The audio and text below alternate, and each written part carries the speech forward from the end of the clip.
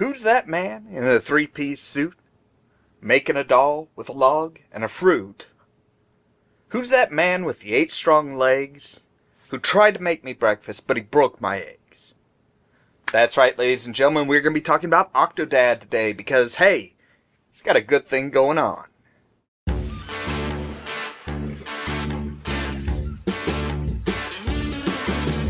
Who's that man with the three-piece suit?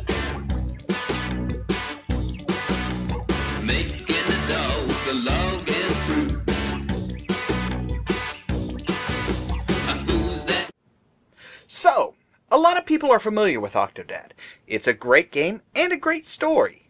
But there are a few things that people may not know about the 8-legged parental unit. Did you know that octopi have beaks? It's true. At the base of their body, they have a beak, which are used to crush crabs and mollusks. So the question is, where does Octodad keep his beak?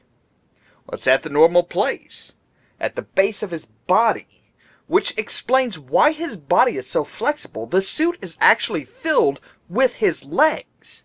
When he eats, he spreads his legs to put things into his beak. Now, speaking of legs, some people are confused about the count. They count 1 in each sleeve and 2 in each pant leg.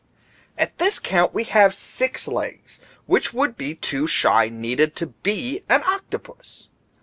But if you look closely, he has 2 stubby legs that form the mustache. The design might explain why he decided to leave the ocean, as the misformed legs could be a hindrance. But they work well on land, as they make him look like he has a normal face and helps to hide his beak. Now the question might come up, where did the game come from?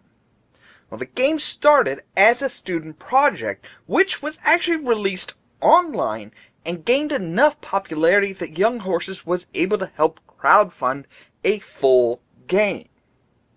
The original idea was based on an old game called Jurassic Park Trespasser. Here's a clip that we recorded from Indie PopCon 2014, where Kevin Zune, the creative director, helps explain the creation of the game itself. So, Octodad started as a student project, and the shortest way to explain it is this game called Jurassic Park Trespasser, which was probably one of the first games to try and use physics in gameplay. It was horrendous. It was a really bad game. And you had this horrible physics arm that you would latch onto objects with and pull them around. And we saw that and we thought that it was really funny. So we wondered if we could recapture that magic and use it for good, on purpose instead of on accident. Right. And so that led to Octodad's arm tentacle. And then the rest of Octodad came with it, the idea kind of expanded outwards. Unlike some other games, the Young Horses team continued to work on the game, creating new levels and stories, including a bedtime story for the kids and an early date with his wife. The biggest plus for these are the fact that they were not released as DLCs that you had to pay for. So, what's next for the cephalopod father? Will we ever find out how the kids came to be? Kids come from a lot of places. There's a reason we don't answer that question. It's worth asking, but it's, some mysteries are better left unsolved because wondering about them is more fun than learning the answer. Well, I guess not then. What do you think of Octodad? Do you think that it takes the physics-based games to a new level, or is it just too much of a problem trying to control him?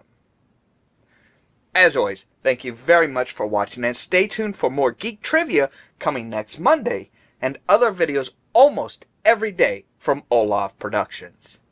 I'll see you later.